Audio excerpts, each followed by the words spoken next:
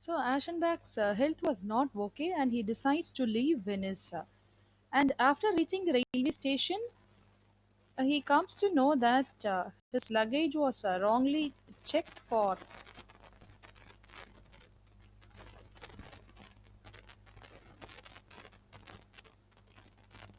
checked for some other for another place. Until he regained his luggage, he has to stay in Venice. Aschenbach was now completely filled with joy because he does not want to leave Venice, but he was compelled to leave because his health was not okay.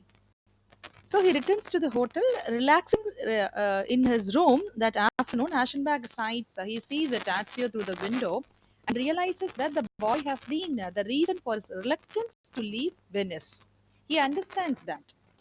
So he tells himself that his initial interest in the boy Tazio is something he does not understand.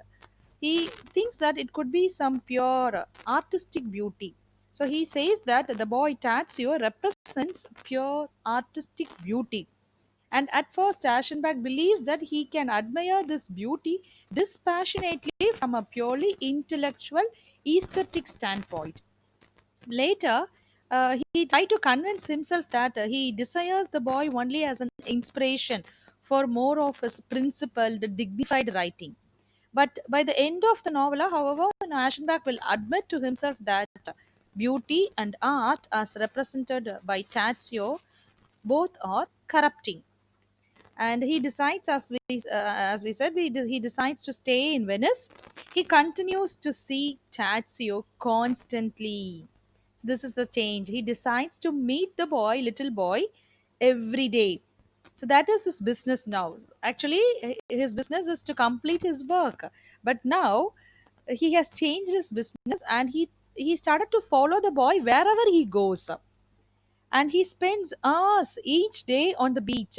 This routine brings meaning to Aschenbach's days.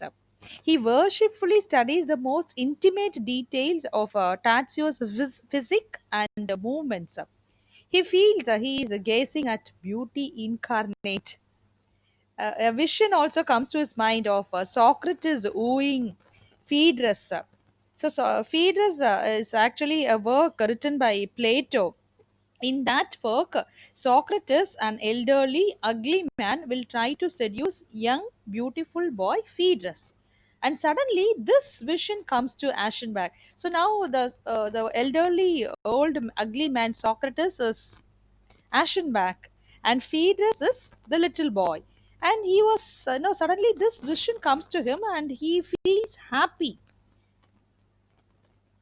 And next day he follows the boy down the sea with the idea of putting his hand or laying his hand upon his shoulder, but he turns back embarrassed. He couldn't do that. And we are told that Aschenbach is no longer able to control his desires. He was longing to touch the boy. He was obsessed. We do not know what happens to the writer, and he was completely disturbed now, and he couldn't control his desires. And Aschenbach realizes that Tadzio has become aware of his admiration too, but this adds his joy. Tadzio seems to walk past Aschenbach's bathing cabin purposefully, and the eyes of the two often meet. So this is a very, what to say, funny, or we do not know the relationship between the boy and reputed writer. He is actually a reputed writer, but what is the relationship we do not know. And Aschenbach does initially believe that his interest in the boy, as we said, is only purely chaste, purely an inspiration. However, this the meeting with the boy, indicates that the immorality of the interest. So now the next important episode in the novella is Venice itself. So Venice is now we know now we know the COVID situation. What is happening in our state we know now, and in Venice also the similar situation or similar epidemic has break out, but there government or the officers they try to hide the secret from the tourists because that will affect their